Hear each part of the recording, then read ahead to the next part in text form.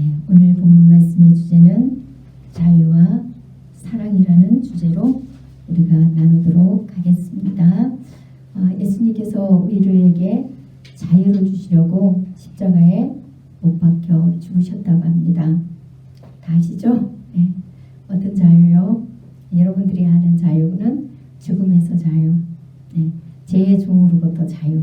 이건 아시고 계시죠? 네. 그런데 한 가지 잘 모르는 자유가 있어요. 종교적인 의무에서 벗어나는 자유. 오늘 성경에서 이야기하는 자유는 그것을 이야기하고 있어요. 오늘 본문에서는 유대교 그리스도인들이 종교적인 의무로 하나님 앞에 나아가는 삶을 살고 왔잖아요. 짐승에 흠없고 점없는 짐승을 잡아서 그 짐승에게 자신의 죄를 전가시키고 그 짐승을 죽일 때도 흠도 점도 없이 확실하게 숨통을 끊어야 돼요. 이게 쉬운 일이 아니랍니다. 어느 이제 그 신학학 교수님이 이스라엘에 가서 늘 그 짐승을 직접 잡아서 그 피해 제사를 드리는 그것을 늘 해본대요. 그런데 쉬운 일이 아니랍니다. 그 짐승의 급수를 정말 단번에 죽일 수 있는 이게 있대요. 그것도 이제 칼로 이렇게 죽이는데 잘못하면 짐승이 막 튀고 난리가 나고 그럼 정가 흠이 생기기 때문에 또 바꿔야 된대요. 재물을. 그러면 안 되잖아요. 그것뿐만이 아니에요. 이미 잡기 전에도 점도 흠도 없이 짐승을 잘 집에서 길러야 되고 아니면 돈 주고 사서 바치려고 하면 점도 흠도 없이 깨끗한 것을 잡아야 돼요. 육체적으로 상처 있어도 안 돼요. 그 짐승이. 그러면 얼마나 이 죄가 한번 사함받아서 지성소에 하나님과 인간이 화목할 수 있는 그 상달이 될 수 있는 그것까지 도달을 하려면은 얼마나 온갖 정신을 거기에 다 쏟아야 되겠어요. 뭐 옆에 사람 생각할 겨를이 없어요. 그냥 내 죄 문제가 해결되기 위해서 그 짐승을 일찍부터 잘 키워가지고 점도 흠도 없이 잡아서 그렇게 각을 뜨고 또 규례대로 또 이제 다 내장과 이런 것들을 다 손질해가지고 또 단도 하나님이 원하시는 그 나무 단만 세워야 되잖아요. 그곳에 또 다 얹어가지고 불도 하나님이 원하시는 불 피워가지고 그렇게 한다는 게요. 여러분 쉬운 일이 아닙니다. 그리고 죄를 한번 씻으려고 하면 어떻게 해야 돼요? 밖에 나갔다 하면 손을 씻어야 돼요. 그것도 정결의식에 따라서 그 물 항아리 있는 곳에서 씻어야 돼요. 또 죄를 또 씻으려고 하면 어떻게 또 씻어야 돼요? 물 뿌려야 되잖아요. 나갔던 물을 뿌려야 돼요. 그것뿐입니까? 여러분은 그 음식을 얼마나 가려 먹어야 돼요. 그래서 이스라엘 백성들은 밖에 나갈 때도 짚을 가지고 다니고 바구니에 자기들이 먹을 음식을 들고 다닌대요. 이게 얼마나 힘든 일이에요. 여러분. 이거는 진짜 보통 정말 정성이 아니고는 안 됩니다. 그러면 그런 것들을 행하려고 하면 얼마나 많은 시간과 많은 것들이 투자가 돼야 되잖아요. 그래서 예수님께서는 이제 그런 방법이 아닌 단번에 이루어 주셨잖아요. 그래서 우리는 예수님을 믿음으로 그리고 그 십자가의 사건을 믿음으로 우리가 받아들임으로 우리가 죄인인 것을 고백하고 그 죄를 용서해 주신 예수님을 영접함으로 우리 죄가 사함이 되는 거예요. 다른 종교적인 어떤 의식도 필요가 없어요. 그래서 우리가 드려지는 거고 그 믿음이 있을 때 이 예물도 받아지는 거고 다 그러는 거예요. 그래서 예물이 이미 우리를 통해서 다 받아진 바 되는 거예요. 여기 올라와서 하나님이 받는 게 아니라 기뻐하는 게 아니라 우리의 믿음 자체를 기뻐하세요. 그럴 때 우리 모든 것들이 하나님 앞에 제물로 드려지는 거예요. 내가 드려지는 거예요. 내가 산 제물이 되기 위해서는 지금은 믿음, 주님에 대한 믿음, 그 확실한 약속을 우리가 받아들여서 우리가 하나님 앞에 늘 이 진짜 온전한 자가 아니에요. 하나님 앞에는 우리는 악하고 냄새나는 존재일 뿐입니다. 그런데 우리 주님을 믿는 그 믿음을 보고 예수 그리스도의 그 십자가의 보혈의 공로로 인해서 우리의 그 더러운 죄들이 날마다 씻음받는 거예요. 그 은혜를 여러분들이 살 동안 경험을 해야 돼요. 그게 잊어버리면 안 돼요. 그 은혜를 놓쳐버리면은 어떤 일이 일어납니까? 진정한 자유를 주신 주님을 놓쳐버려요. 그래서 그들은 진정한 자유를 주시고 이제는 그 종교적인 그 수많은 예법들로 인해서 하나님 앞에 나아가는 그 시간에 그런 것들을 다 이제는 내려놔버리고 예수 그리스도를 믿는 믿음으로 우리의 죄가 사함받고 하나님과의 관계가 회복되는 이 은혜를 가지고 나아가면 우리가 교회에 와서 예배드리고 어느 곳에든지 예배드리든지 간에 어떤 형식에 신경 쓸 일이 없는 거예요. 그렇죠? 그러면은 여러분들이 미리 막 어떻게 해요? 여러분들 그 일주일에 예배 드리려고 한 번 예배 드리려고 하면 일주일 준비하셔야 돼요. 뭐 인간은 생각하겠어요. 그 열심히 준비해가지고 와서 이렇게 하는데 아니 그 일을 하는데 누가 와서 돕지도 않아요. 하지도 않아. 그러면 얼마나 신경질 나겠어요. 여러분들은 종교적인 의무를 다 열심히 해가지고 나와서 정말 좋은 옷을 입고 그냥 정말 일주일을 준비해가지고 왔어. 그런데 다른 사람은 그렇게 하지 않으면 어떻게 될까요? 이제 비난의 대상이 돼요. 인간 사랑을 할 수가 없어요. 그것을 예표로 우리에게 예수님께서 오셔서 말씀하신 게 뭡니까? 마르다 마리아 이야기예요. 마르다 마리아가 두 사람이 그렇게 했잖아요. 마리아는 예수님 발치 아래 앉아서 말씀 듣는 걸 기뻐했어요. 마르다는 예수님 앞에 육으로 섬기려고 뭔가를 그냥 많이 잔치 음식을 만들어서 예수님을 기쁘게 해드리겠다고 분주했어요. 분주하다 보니까 사랑하는 마음이 생길까요? 안 생길까요? 안 생기잖아요. 그래서 분주하니까 어떻게 합니까? 그 다음에 마르다에게 원망이 막 쏟아들어가요. 아니 마르다는 내가 이렇게 예수님을 섬기려고 온갖 것들을 다 준비하면 마르다가 와가지고 날 좀 도와줘야 되는데 저 마르다는 그렇게 하질 않는 거예요. 그러니까 예수님 앞에 가서 마리아는 그렇게 하지 않는 거예요. 그러니까 예수님한테 그 마르다가 가서 뭐라고 합니까? 예수님 내 동생 좀 뭐라고 해주세요. 나는 이렇게 바쁜데 내 동생은 저렇게 예수님 앞에서 말씀만 듣고 있잖아요. 나를 좀 도우라고 해주세요. 이렇게 해요. 그랬더니 예수님이 어떤 답변을 합니까? 우리가 생각하는 것처럼 아 그래 마리아야 네 언니가 얼마나 바쁘겠니? 너는 어찌 그렇게 사랑도 없고 양통마리가 없냐? 그 마리다 좀 언니 좀 도와라 이렇게 해야 정상이잖아요. 근데 예수님은 그렇게 말씀하시지 않고 마리아를 오히려 칭찬하세요. 마리아는 이 좋은 것을 택했다. 결코 빼앗기지 아니하리라. 그러면서 마르다에게 여러 가지로 염려하고 분주한 마음을 갖지 말아라. 안 해도 좋고 하려고 하거든 한 가지만이라도 족하다. 아니면 몇 가지만 아니 몇 가지도 필요 없다. 그것도 힘들거든 한 가지만이라도 족하다. 이렇게 기록하고 있어요.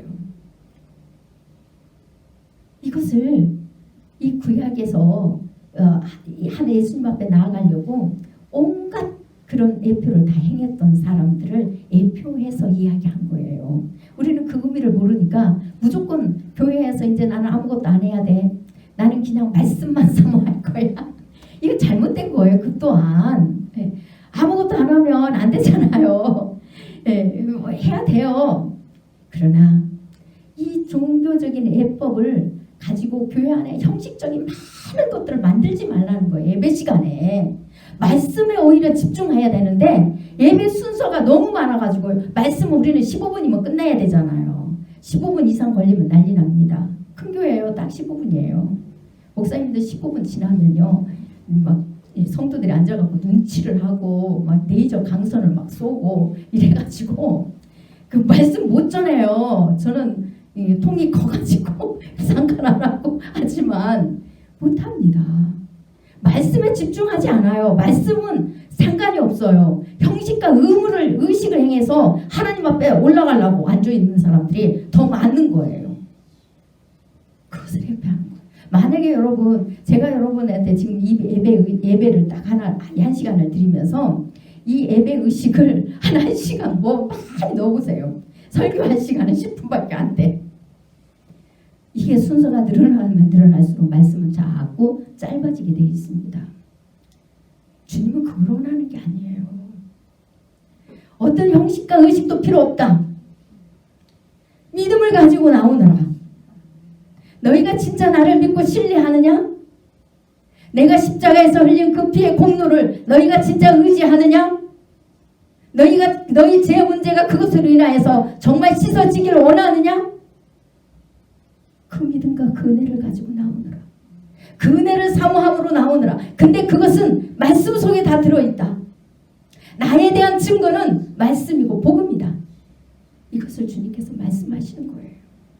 형식과 의무를 드러나서 하나님 앞에 너희가 상달된다는 그것은 구약의 율법이다. 그것으로 하나님 앞에 의로워지려고 했던 가인은 아벨을 시기해서 죽였고 하나님 앞에 상달되지 않았다. 가인과 그 재물은 하나님 연락하지 않았다. 땅에 소산으로 드렸다는 게 그 의미거든요. 누굽니까? 예서와 야곱도 마찬가지고요. 이스마엘과 이삭의 비유도 다 마찬가지예요. 유대인들과 죄인들의 비유도 마찬가지입니다. 주님께서는 이제 종교적인 의식과 형식으로 인하여서는 하나님 사랑, 이웃 사랑을 이루지 못한다는 걸 아셨어요. 율법을 통하여서는 인간이 하나님 의에 도달할 수 없다는 걸 아셨어요. 인간의 의로는 하나님과 화목할 수 없다는 것을 아셨어요. 그래서 짐승의 피는 예수 그리스도의 그 십자가의 사랑을 예표함으로 인간이 그 짐승을 잡으면서 예수 그리스도의 그 사랑을 기억하라는 거예요. 곧 하나님의 사랑을 기억하고 그 사랑이 육체로 눈에 보이게 나타날 것을 사모하면서 그 제사 형식을 가지고 있으라고 했던 거예요. 예표라는 거예요. 이제는 그것을 자유하게 해주시고 하나님 사랑, 이웃 사랑으로 이제는 법이 바뀌었어요. 형식이 법이 아닙니다. 이제는 하나님 사랑, 이웃 사랑이 법을 바뀌어서 종교적인 의무는 최소화시키라는 거예요. 그리고 하나님의 그 약속의 말씀들을 더 많이 선포해서 생명들이 그 말씀을 통하여서 거듭나도록 하라는 겁니다. 제가 새벽에는 잠깐 간증을 했습니다. 여러분들도 잘 아시는 김효진 장로님이라는 분 아시잖아요. 새벽에 들으신 분은 다시 또 들으시고 받으시기 바랍니다. 이분이 은혜를 입고 교도소 교관이었잖아요. 이분이 교도소에 그러니 얼마나 많은 제수들을 보겠어요. 근데 이분이 굉장히 그 정석대로 사신 분이었더라고요. 교도소에서도 정석대로 사셔서 교도소에 많은 제수들이 깡패나 막 이런 사람들은 이 질서가 잘 안 잡히잖아요. 그러면 엄격하게 다루고 이랬었던 분이에요. 그래서 아주 엄격한 분으로 유명했던 분이더라고요. 그런데 이분이 주님을 만났어요. 주님을 만나서 정말 많은 은혜를 입었습니다. 그리고 그 이후에 교도소에 이제 그런 자기 예수님 믿기 전의 모습과 믿고 난 이후에 하나님 일하신 그런 것들을 간증하러 수많은 교회를 다녔습니다. 한 5년을 다니다 보니까 어느 순간부터 자신이 회의가 오기 시작하더랍니다. 이게 뭐지? 자신이 가서 간증을 하는데 매 교회를 다닐 때마다 똑같은 간증을 해야 되잖아요. 교회에서는 계속 불러줍니다. 그래서 계속 직장 생활을 하면서도 계속 교회 간증을 다녀요. 교회 간증을 다니는데 어느 순간 하나님 은혜가 사라지기 시작합니다. 이분한테. 하나님의 그 십자가 은혜가 사라지기 시작해요. 그래도 간증을 하러 다니면은 간증할 때 전할 때는 이 단상에서 자신은 냉랭하대요. 하나님의 뜨거움이 없대요. 그런데도 그 간증은 이미 오랜 세월 동안 앵무새처럼 달달달 외워가지고 하니까 아주 제스처까지도 다 생각이 입력이 돼가지고 똑같은 간증과 똑같은 제스처를 다니면서 했대요. 그렇게 어느 날 그렇게 하는데도 불구하고 어떤 일이 일어나느냐? 표적과 기사가 막 일어났대요. 사람들이 회개가 일어나고 막 난리가 났대요. 병도 낫고 막 이래 했겠죠. 자신은 정작 은혜가 없는 거예요. 그런데 하나님은 일을 하시더라는 거예요. 그러면 많은 사람들이 간증하는 사람들이 이제 이런 거에서 그나마 깨달으면은 큰 축복인데 계속 가버리는 거예요. 계속 가는 거예요. 자신한테 은혜가 없는데도 불구하고 자신은 은혜가 없어도 하나님은 일을 하세요. 그런데 다행히 감사하게도 이분에게는 그래도 하나님 은혜가 있었던 거예요. 그거에 대해서 해를 느끼기 시작하고 자신이 간증을 멈춰야 되나 이런 갈등에 빠지기 시작했답니다. 자기가 도대체 뭐를 하는지를 모르겠더래요. 무슨 앵무새도 아니고 매 같은 메시지 같은 소리를 다니는 데마다 해야 되는데 도대체 이게 뭘까? 이게 뭘까? 그러면서 많은 고민에 빠졌대요. 그런데 어느 날 큰 교회 부산인가 어디 포항인가 큰 교회 집회를 가게 됐대요. 거기서 이제 어느 젊은 부목사님이 마침 그 집회가 마치고 이 장로님을 이렇게 마지막 그 인도를 해주는 이 역할을 이 부목사님이 맡았대요. 근데 이분이 이제 차를 태워서 이 장로님을 이제 뭐 공항이나 그 뭐 터미널이나 이런 데 모시고 갈 거 아니에요. 그때 그 차 안에서 이야기를 하는데 이 젊은 목사님이 이런 이야기를 하시더래요. 장로님 간증을 너무 잘 들었습니다. 정말 은혜 많이 받았습니다. 잘 들었습니다 하면서 그런데요 하면서 이 이야기를 하더래요. 그러면서 간증을 장로님이 정말 은혜롭게 하시기는 하는데 장로님 간증은 사람들의 심령을 깨뜨릴 수 없습니다. 이렇게 이야기를 하시더랍니다. 그래서 그 부목사님이 젊은데 이 장로님은 장로님이라도 오랜 은혜 받은 지가 오래되고 나이도 연세도 있으시고 그러니까 참 건방지다 이런 생각이 들어가고 기분이 굉장히 나쁘더래요. 자신도 갈등을 하고 있으면서도 막상 우리 그렇잖아요. 누가 터치를 해주면 기분이 상하잖아요. 굉장히 젊은 목사님이 건방지다는 생각이 들고 굉장히 기분이 상하더래요. 그래도 자기가 이제 그 마음을 가다듬고 이러면 안 되겠다 싶어가지고 이분 이야기를 왜 이런 이야기를 하는지 이야기나 좀 들어봐야 되겠더래요. 그래가지고 이제 가다가 이제 제가 다 이야기는 다 못잖아요. 요약합니다. 그런데 이제 가다가 어느 커피숍을 찾아가지고 거기서 이제 이야기를 하게 됐대요. 그랬더니 이 목사님이 말씀을 하는데 자기 아버지가 집사였는데 불을 받았대요. 불을 받아가지고 기적이 막 일어났대요. 그래서 집회를 하면 해계가 터지고 막 난리가 났대요. 표적 이적이 나타나고 병도 고쳐지고 예언도 하고 이 말할 수 없는 많은 이적들이 나타났대요. 그런데 이 아버지가 그런 이적과 기적을 행하면서도 얼마나 많이 다녔겠어요. 집사인데도 그런 것들이 이제 막 나타나니까 교회마다 불러주죠. 그래서 수많은 부흥회를 인도했겠죠. 그런데 집에 와서는 짜증을 내고 엄마를 막 구타하고 때리고 하는 거예요.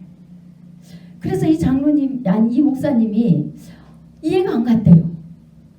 하나님은 과연 어떤 분이실까? 하나님은 저렇게 이적과 기적과 표적을 일으키면서 교회의 수많은 영혼들이 회개하고 돌아오는 기적을 아버지를 통해서 베푸시는데 집에 와서는 어머니를 저렇게 두드러 패고 저렇게 짜증을 내고 화를 내고 저런 하나님이실까? 도대체 이해가 안 가더래요.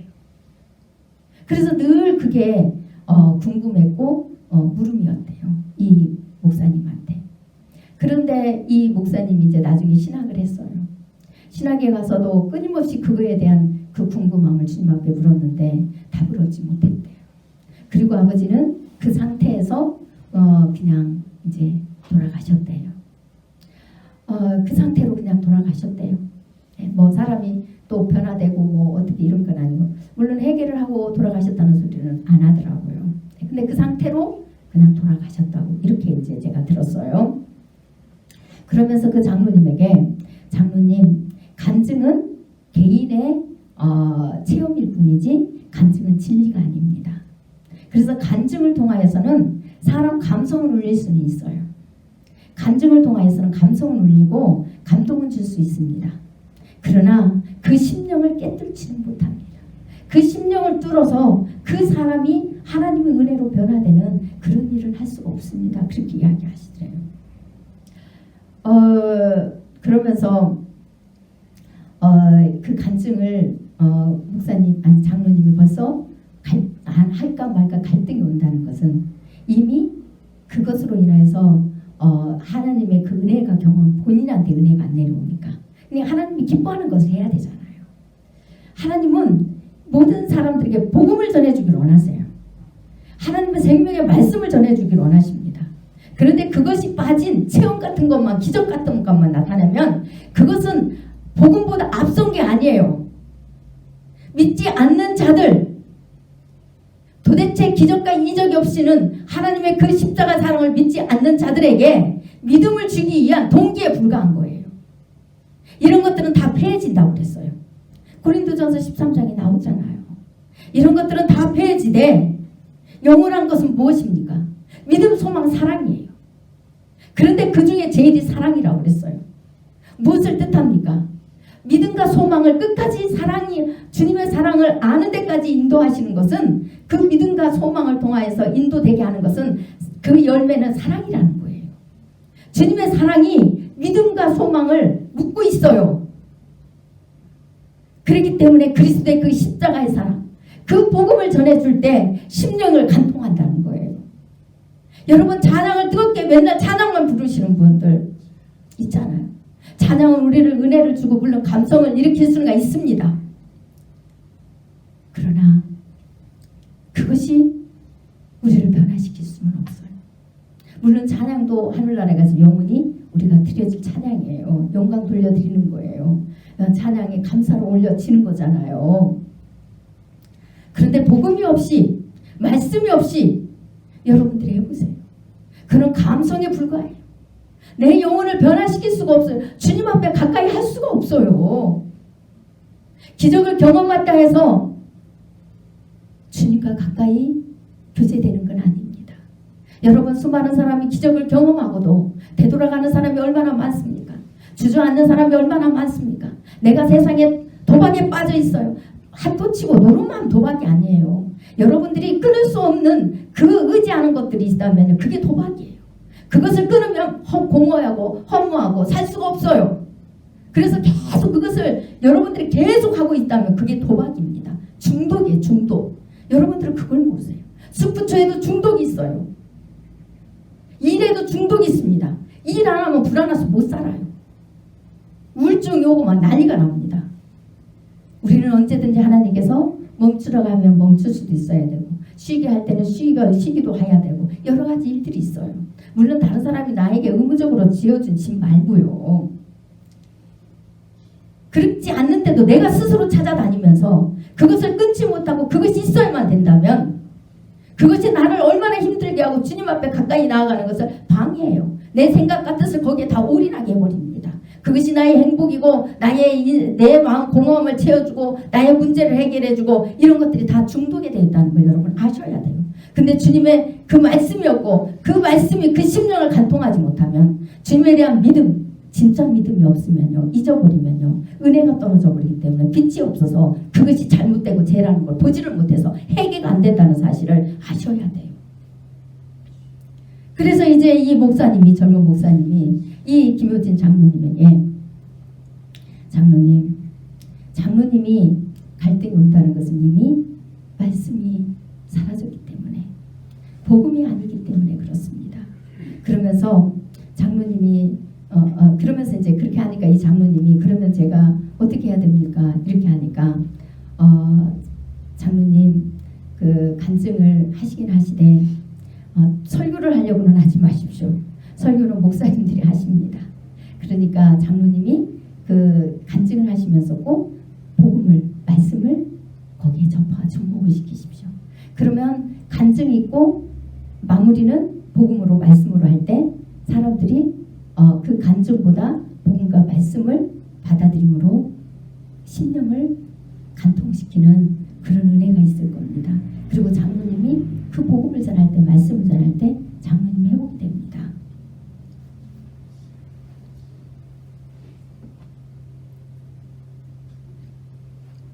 그러면서 하시는 소리가, 평신도와 목회자는 다릅니다. 자기는 그 아버지의 그 경험도 봤잖아요. 평신도는 복음을 전하는 게 아니잖아요. 간증을 하러 다니면 이렇게 쓰면은. 그러나 목회자는 이 단상에서 뭘 전합니까? 선포합니까? 복음을 선포해요. 하나님의 약속된 말씀을 선포합니다. 그래서 부부싸움을 하고도 말씀을 들고 들어오기 때문에 그 말씀이 이 목회자 심령을 회복시킨다는 거예요. 그런데 평신도는 간증을 하기 때문에 회복이 안 된다는 거예요. 그때 이 장로님이 듣고 이 젊은 목사님한테 무릎을 꿇었대요. 감사하다고.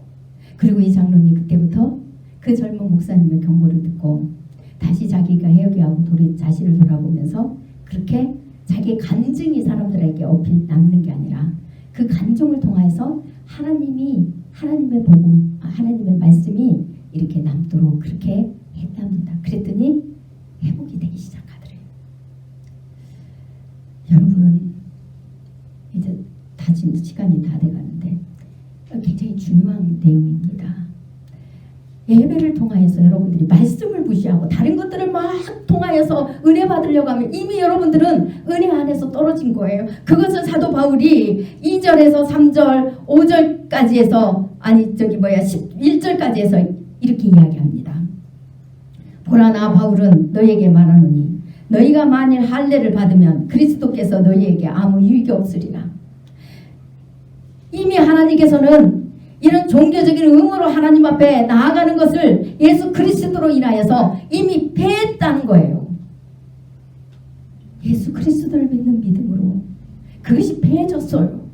그런데도 수많은 유대교 그리스도인들이 예수님의 은혜를 입고 와서도 불구하고 자신들이 주님의 은혜 안에 머무르지 않고 어디로 가요? 자신들의 의로 이제 은혜를 잊어버리는 거예요. 주님에 대한 믿음을 더 이상 붙들지 않는 거예요.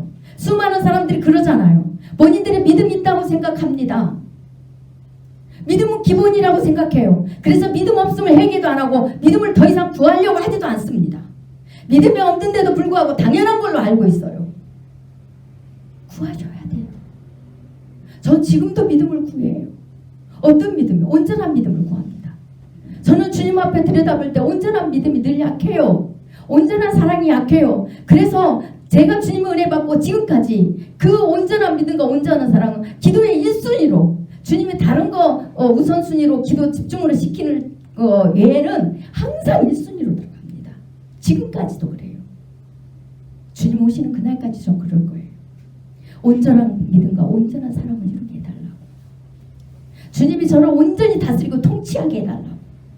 저는 주님 앞에 그냥 노부티가 되고 싶습니다. 주님이 단추 하나 낑 누르면 저는 주님이 원하시는 대로 움직이고 싶어요. 이것은 자유가 없는 걸 이야기하는 거 아닙니다. 주님이 원하시는 삶을 주님이 원하시는 대로 그렇게 살고 싶다는 소망이에요. 간절한. 그래서 믿음도 그냥 조금 믿음이 아니라 저는 온전한 믿음을 원해요. 온전한 믿음과 온전한 사랑을 일평생 구할 겁니다. 사람들은 보통 구하지 않아요. 내가 믿음이 박살났는데도 불구하고 그래서 믿음을 붙들지 않아요. 예수 그리스도의 구원의 공로를 더 이상 의지하지 않습니다. 더 이상 죄인이 아니에요. 내가 큰 죄를 짓지 않으면 더 이상 하나님 앞에 죄인이 아니니까 내가 세상 가치관과 내 뜻과 내 마음대로 빠져서 거기에 중독이 되어서 살아가는 것도 해결가 안 돼요. 보질 못합니다. 전혀 그게 잘못된 거 아니라고 생각합니다. 여러분 한평생 그렇게 매여서 살다가 주님 앞에 가보세요. 회개하고 은혜로 주님 앞에 자녀로서 쓸 수는 있습니다. 그러나 아무 주님을 위해서 뭘 사랑을 행한 게 없어요. 상이 없어요. 믿음의 형제 자매들에게도 사랑을 뭘 행한 게 없어요. 상이 없어요. 주님을 위해서 뭘 하나 포기하고 내려놓은 게 없어요. 상이 없어요. 너 뭐 하다 왔느냐? 예, 우리 집 처자식 그냥 잘 먹고 잘 입고 잘 살게 하느라고 죽도록 충성하다 왔습니다. 주님 앞에 그러면 안 되잖아요. 여자는 또 우리 신랑 자식들 잘 먹고 잘 입히고 토실토실 살찌고 또 세상에서 출세시키려고 죽도록 충성하다 왔습니다. 이러시면 안 되잖아요. 그 나라 가면 부끄럽습니다. 저는 그걸 압니다. 저는 그걸 알기 때문에 주님 앞에 은혜 받은 이후부터 주님 나라 위해서 살고 싶어 했던 사람이에요. 나머지는 주님이 책임져 주십시오. 그 길을 다 가는 건 아닙니다. 쉬운 길은 아니에요. 쉬운 일은 없어요. 멸시천대가 있어요. 박해가 있습니다. 그게 싫어서 사람들은 한 사람도 저를 따라온 사람이 없었다고 했잖아요. 그때는 그들이 더 좋습니다. 하려하고. 그러나 뒤의 결과는 다릅니다. 하늘나라에서 결과도 다릅니다. 물론 저는 주님 앞에 내세울 게 없어요. 제가 한 게 있다 할지라도 주님이 하신 것이고, 그리고 그리고 저는 정과 금투성이고 모든 것이 부족한 것뿐이라서 할 말이 없는 사람입니다. 그래서 이제 지금부터 한번 집을 좀 예쁘게 잘 진짜 그리스도의 사랑으로 잘 지어보려고 제가 주님 앞에 그렇게 고백했어요. 지금까지는 주님 제가 집이 하늘나라에 없을 것 같아요. 그러니까 주님 지금부터 한번 잘 지어보랍니다. 저 좀 도와주세요. 제가 그렇게 지금 기도하면서 가고 있습니다. 많은 사람들이 은혜를 놓치니까 하나님 은혜가 더 이상 안 내려와요. 주님의 사랑이 더 이상 느껴지지 않습니다. 우리 안에서 주님이 일하시지 않아요. 그러니까 유대교 그리스도인들처럼 다시 예법으로 돌아가는 거예요. 할례만 안 받았으니 나는 안 들어갔다 그런 생각하면 안 되십니다. 할례를 안 받았어도 다른 예법으로 자꾸 돌아가요. 다른 형식을 더 늘립니다.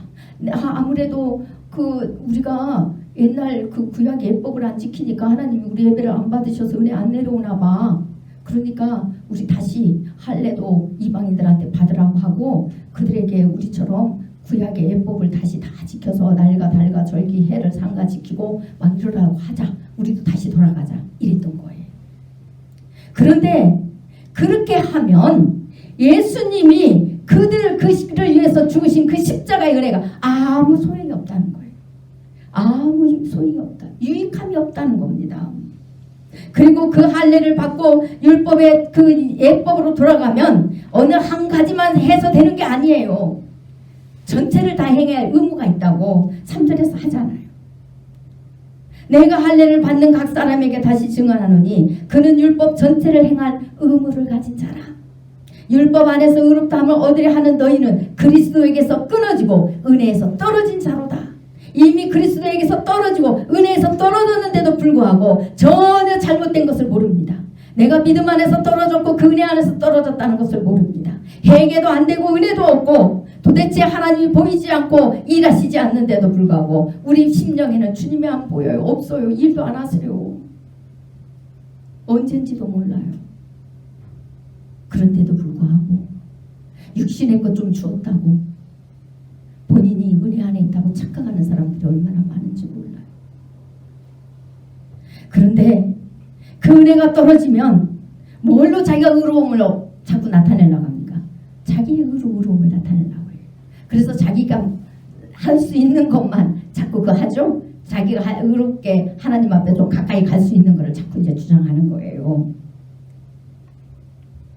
이런 사람들은 은혜에서 이미 끊어지고 떨어진 자래요. 율법 안에서 의롭다함을 얻으려 하는 너희는 그리스도에게서 끊어지고 은혜에서 떨어진 자래요. 그런데 얼마나 말씀을 안 읽으면 이 말씀이 눈에 들어오지 않고 전혀 모릅니까? 이러면 안 되잖아요. 모르면 안 되잖아요. 은혜에서 떨어지니까 말씀이 싫어요. 말씀이 싫어요. 말씀이 꿀송이같이 좋아야 되는데 처음부터 다 그러는 건 아닙니다. 주님의 은혜를 입으면 그렇게 돼요. 말씀이 꿀송이 같아져요. 말씀이 우리를 이끄는 생명이니까. 말씀이 곧 예수 그리스도시니까 어떤 형식을 갖추려고 하지 않아요. 믿음과 복음만 하면 어디를 우리가 가고 어떤 모습으로 예배를 드리든지 간에 우리 주님이 우리를 연락하시고 받으세요. 화장실에 있어도 받으시고요. 안방에 있어도 받으시고 잠잔다고 누워있어도 받으시고 잠잘 때도 받으세요. 잠잘 때도 성령이 역사하셔서 성령께서 기도하시고 얼마나 그러시는데요. 어떤 형식을 갖춰서 우리를 받는 게 아닙니다. 그 진리의 은혜를 회복하라고 갈라디아서를 통해서 우리에게 교훈해주고 있는 겁니다. 그러면서 5절에 우리가 성령으로 믿음을 따라 의의 소망을 기다리노니 이렇게 주님의 은혜를 쫓아가는 자는 은혜 안에 있는 자는 성령님께서 우리를 주님에 대한 약속을 더 믿도록 해주고 그 십자가의 사랑에 대한 믿음과 신뢰가 더 뚜렷하게 해줍니다. 그리고 성령님께서 예수 그리스도의 보혈의 피가 우리를 늘 용서하고 사랑하고 계시는 그 은혜를 늘 주시니까 우리가 주님과 함께 연합할 수 있는 이제 영으로뿐만이 아니라 육체로도 함께 연합해서 영원히 살 수 있는 그 의를 소망한다는 거예요. 주님 나라를 소망해서 살지 이 땅의 그 소망을 두고 살지 않아요. 이 땅의 것을 붙들고 의지하고 그것들을 쫓아고 그것 때문에 온 인생을 거기다 다 걸어버리는 이런 삶을 살지 않습니다. 주 안에 있으면 우리 인생 하나님께서 포기하라고 하시는 분이 아니에요. 필요에 따라서 다 이끌어 가시게, 살아가시게 다 하십니다. 그 다음에 6절입니다. 그리스도 예수 안에서는 할례나 무할례나 효력이 없으되 사랑으로서 역사하는 믿음뿐이니라. 그리스도 예수 안에서는 할례를 받든 할례를 안 받든 종교적인 의식을 행하든 안 하든 그런 것들은 필요가 없어요. 여러분들 간증자 회개하고 돌아와서 뭐 천국을 갔다 온지 지옥을 갔다 온지 간증자 들어보면은 뭐 종교적인 뭐는 의식을 안 행해서 내가 지옥 갔더라 이런 소리 없습니다. 주님을 믿지 않아서, 회개치 않아서, 하나님을 믿지 않으니까, 회개치 않으니까 하나님 은혜를 모르고 하나님을 안 찾아요. 주님을 모르니까 지옥에 가 있는 거고, 그래서 죄악의 그 속에 찌들어서 사니까 하나님 은혜가 없어서 그 죄를 씻음 받은 적도 없고, 그 죄를 떠난 적도 없고, 주님을 위해서 산 적도 없고, 주님의 은혜가 없으니까 지옥에 있는 거예요. 주님의 은혜가 사라져버리면 그런 겁니다. 예수 그리스도를 믿는다는 것은 그 사랑입니다. 주님의 그 십자가의 사랑을 우리가 경험으로 말미암아 주님에 대한 믿음과 신뢰가 더 뚜렷해지고 그 사랑을 행하는 거예요. 그 내용을 7절에 이렇게 이야기합니다. 너희가 다름질을 잘하더니 누가 너희를 막아 진리를 순종하지 못하게 하느냐. 너희가 주님의 말씀대로 뜻대로 그 은혜를 잊고 그 다음에 주님만을 믿고 의지하고 하면서 주님이 원하시는 길로 가느라고 열심히 잘 달려가더니 누가 너희를 예수 그리스도를 믿는 그 은혜 안으로 가는 길을 막았느냐 이 말이에요. 누가 너희를 막더냐. 그 복음 은혜에 순종하지 못하도록, 믿음에 순종하지 못하도록 누가 너희를 막았느냐 이렇게 질문하는 겁니다. 그러면서 만약에 너희를 그 진리를 순종하지 못하게 오직 믿음으로만은 안 된다고 하면서 구약의 예법으로 돌아가게 하고 다른 것들을 너희에게 맛보고만 안에 끼워준다면은 그것은 하나님으로부터 온 게 아니라는 거예요. 8절에 그 내용을 그 겉면은 너희를 부르신 이에게서 난 것이 아니니라 이래 되어 있습니다. 주님으로부터 내려온 게 아니라는 겁니다. 수많은 이단들이 그 교리를 가지고 여러분들을 미혹하잖아요. 그것은 다 하나님으로부터 온 게 아니에요. 우리는 복음 안에 다른 것들을 막 집어넣어도 되는 줄 알아요. 정과 음이 있어서는 하나님 앞에 쓸 수가 없어요. 복음에는 다른 게 끼어 들어가면 안 됩니다. 처음부터 끝까지 오직 예수 그리스도를 믿는 믿음과 그 십자가의 사랑입니다. 그래서 그리스도 안에는 사랑으로서 역사하는 믿음뿐이라고 이렇게 사도 바울이 강력하게 말씀을 우리에게 주는 겁니다. 그런데 한 사람이라도 이렇게 잘못된 사람이 교회 안에 있잖아요. 그러면 그 누룩이 온 덩이에 퍼져요. 온 데 퍼진대요. 그것을 9절에 적은 누룩이 온 덩이에 퍼지느니라. 여러분 목회자 한 사람이 잘못 쓰면요 모든 많은 성도들이 이탈합니다. 퍼져요. 목회자 한 사람이 잘못 흔들리고 정확한 믿음을 가지고 있지 않으면요 교회에 그런 사람이 힘이 강력해가지고 딱 들어와가지고 계속 해보세요. 그러면요 목회자가 흔들려가지고 저 사람 말이 맞나, 그리고 저 사람이 하는 소리가 맞나 이래가지고 흔들려가 그거 따라가 버려요. 그래서 죽는 교회가 한둘이 아닙니다. 처음에는 번창하는 것 같죠. 이 땅에서는 번창할 수도 있어요. 그러나 영원한 세계에 들어갈 수는 없다는 것을 아셔야 됩니다. 적은 누룩이 온덩이에 퍼져요. 그러면서 사도 바울이 10절에 나는 너희가 아무 다른 마음을 품지 아니할 줄을 주 안에서 확신하노라. 사도 바울이 믿고 싶은 거예요. 내가 너희에게 이렇게 간곡히 부탁한다. 너희가 제발 다른 데로 빠지지 않기를 원한다. 나는 그렇게 믿고 싶다. 나는 믿는다. 이러면서 믿어주는 거예요. 신뢰해 주는 거예요. 갈라디아 수많은 교인들이 자꾸 잘못된 것을 미혹을 받아갖고 빠져나가고 사도 바울을 자꾸 대적하고 원수처럼 여기고 이러니까 사도 바울이 제발 너희는 그렇게 안 됐길 내가 믿을게. 다시 회개하고 미혹된 사람은 돌아와. 그리고 아직 빠지지 않은 사람은 흔들리거든. 다시 굳건하게 해. 이것을 이야기해 주는 겁니다. 그러면서 12절에 너희 11절에 형제들아, 아니 10절 후반부에 그러나 너희를 요동하게 하는 자는 누구든지 심판을 받으리라. 여러분들이 이런 죄들을 얼마나 많이 짓는데도 해결치 않아요. 분명히 여러분들 중심에 예수 그리스도에 대한 복음 안에 다른 것들이 집어져 들어가 가지고요, 하나님의 성령의 사람, 복음의 사람들을 박해하고 대적하고 그것을 진리를 쫓지 못하게 자꾸 다른 것들을 예법으로 돌아가게 하면은 이것이 해결치 않으면 심판이 있대잖아요. 지금은 늦지 않습니다. 지금이라도 회개하고 돌이키면 돼요. 그러면 하나님께서 정말 나무라지 않으시고 따뜻하게 품어주시고 진리 안으로 우리를 인도해 주십니다. 그렇지 않고 끝까지 해결치 않고 수많은 생명들을 유혹하는 저 이단들처럼 계속 그렇게 교회 복음 안에 들어와서도 계속 오히려 복음의 사람을 대적하고 자꾸 유동하고 이러면은 결국은 그들은 복음의 사람들을 계속 대적하고 아프게 하잖아요. 그리고 연약한 사람들을 자꾸 미혹하게 해요. 그러면 이것이 생명을 죽이는 일이기 때문에 심판이 당한다는 거예요. 그래서 지금 회개하고 돌이켜줘야 돼요. 그리고 다시는 이런 곳에 미혹당하지 않아야 돼요. 옛날에는 몰라서 그랬다고 하지만 지금은 성경이 다 있다고 그랬잖아요. 여러분들이 주님의 은혜를 받고 은혜를 사모했다면 성경을 반드시 읽으셔야 돼요. 지혜를 구하면서 반드시 성경으로 돌아가셔야 됩니다. 저도 수많은 세월을 많은 시행착오를 겪으면서 왔지만 역시 하나님께서는 복음으로 저를 인도해 주셨어요. 복음으로 온전하게 저를 묶어주시더라고요. 다른 것을 주신 게 아니에요. 복음으로 돌아가게 해요. 말씀으로 돌아가게 하셨어요. 그래서 11절에 형제들아 내가 지금까지 할례를 전한다면 어찌하여 지금까지 박해를 받으리요. 그리하였으면 십자가의 걸림돌이 제거되었으리라 이래 되어 있습니다. 사도들이 만약에 유대교 종교를 전했다면 박해받을 일이 없다는 거예요. 맞잖아요. 유대교 종교를 전했다면 박해받을 일이 없어요. 십자가의 걸림돌이 제거되었대요. 이 십자가의 걸림돌은 뭡니까? 예수 그리스도를 예표한 거잖아요. 그래서 마태복음에도 보면 그 말씀이 나오고 로마서에서도 9장의 32절 33절에 그 말씀이 나옵니다. 유대인들은 예수 그리스도를 믿지 않으므로 예수 그리스도가 그들에게 거치는 바위가 돼요.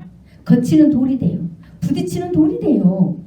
그래서 예수님이 그들에게 오셔서 그들에게 예수님을 믿지 않으면 그들의 죄가 사함받지 못하고 영생으로 인도받지 못한다고 하니까 그들은 자신들이 영원히 하나님 백성이 의로운 줄 알았다가 예수님의 말씀을 들으니까 자기들이 죄인인 거예요. 저 이방 죄인들이 죄인인 줄 알았더니 예수님은 그 죄인들을 의롭다고 해주셔버리고 오히려 자신들은 죄인으로 낙인 찍으니까 걸리잖아요. 주님이 걸림돌이 되는 거예요. 그것을 이야기하는 거예요. 그런데 처음에는 걸림돌이 돼서 예수님을 십자가 못 박혀 죽이잖아요. 그런데 나중에는 부끄러운 수치가 그들에게 남잖아요. 그러나 예수 그리스도를 믿는 자는 부끄러움을 당하지 않습니다. 영원히 부끄러움을 당하지 않아요. 주님의 심판대 앞에서 그 십자가의 은혜가 우리의 죄를 덮어주시기 때문에 이 땅에서도 천국을 누리지만 저 천성에 가서도 부끄러움을 당하지 않는다는 겁니다.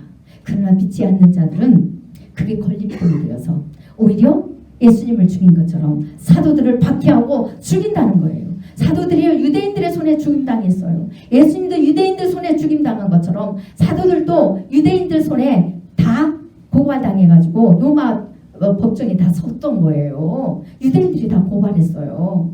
그들에게 복음을 전하니까 걸림돌이 돼가지고 그걸 이야기하는 겁니다. 만약에 사도 바울이 지금까지 그렇게 유대교를 전해요. 할례를 정하고 종교적인 율법을 행해야 의롭다고 인정받고 하나님께서 여러분 것을 드리는 것마다 받고 여러분들을 받고 여러분들에게 복주고 그런다고 가르쳤다면 박해를 받지 않았을 거라는 거예요. 십자가의 걸림돌이 제거되었을 거라는 거예요. 그게 필요가 없었을 거라는 거예요. 아무 의미가 없이 그렇게 되어버렸을 거라는 거예요. 그러나 사도들은 끝까지 주님의 은혜를 전했기 때문에 십자가의 그 사랑을 증거했기 때문에 그것을 받아들이지 않음으로 인하여서 사도들이 지금까지 박해를 받는다는 거예요. 그렇게 죽음을 무릅쓰고 복음을 전해놨더니 왜 돌아갔냐 이 말이에요. 죽음을 무릅쓰고 복음을 전해서 하나님의 집에 세워졌는데 주님께서 사랑하라고, 하나님을 사랑하고 이웃을 사랑하고 너희끼리 서로 사랑하라고 종교적인 의무로 가지고 거기에 신경을 다 쏟아부어야 되고 그것을 의롭다고 주장하고 그것을 행하지 않는 사람들을 정죄하고 밟고 맨날 비난하고 이런 못된 짓을 하지 말고 거기에 신경 쓰는 그 시간에 거기에 들여지는 모든 다른 그런 에너지나 모든 경제적인 거나 모든 이런 것들 그 시간에 그런 모든 것들을 가지고 하나님을 사랑한다면 너희가 진짜 어떤 자 은혜를 입은 자인 줄 안다면 이웃사랑 행하는데 생명이 살아나는데 그것들을 다 사용하라는 거예요. 그래서 하나님 사랑 이웃사랑을 하라고 하는데 그것은 행하지 않고 오히려 여전히 유대교 그리스도인들은 자신들이 먼저 하나님의 백성이라고 예수님과 은혜를 입고 들어와서도 그것을 벗지를 못하고 내가 먼저 예수를 믿었는데 이래봬도 내가 목사인데 장로인데 권사인데 여기는 저 뒤에 들어와가지고 또 이런 것도 있죠. 개척교회는 내가 먼저 들어왔는데 뒤에 들어온 너희들이 또 뒤에 온 사람 뭐라고 그래요? 앞에 좀 일치고 왔다고 우리는 들어온 돌 취급하네 박힌들 들어온들 둘 다 잘못됐습니다.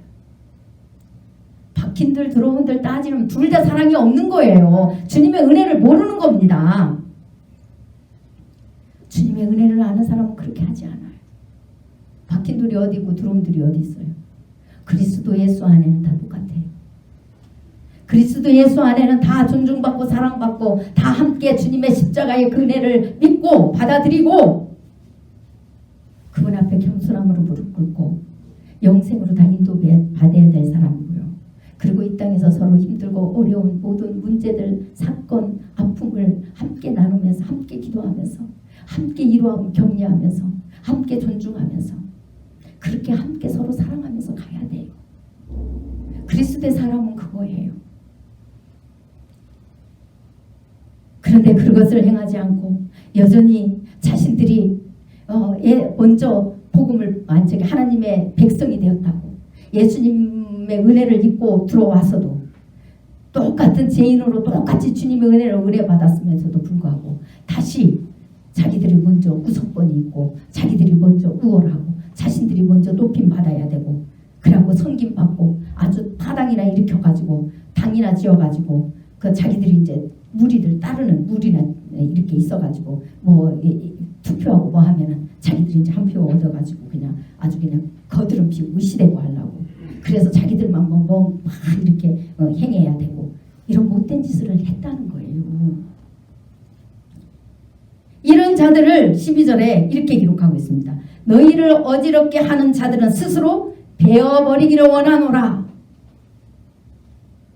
너희를 그렇게 진리 안에서 떠나게 하는 자들이 있다면 누가 너희를 건면하고 이전에 너희 스스로가 그런 자들을 물리치라는 거예요. 그런 자들의 교리를 따라가지 말고 건면해도 안 들으면 물리치라는 거예요. 그러나 지난주에도 말씀드렸지만 회개하고 돌아오기를 간절히 기다리는 마음이라고 그랬잖아요.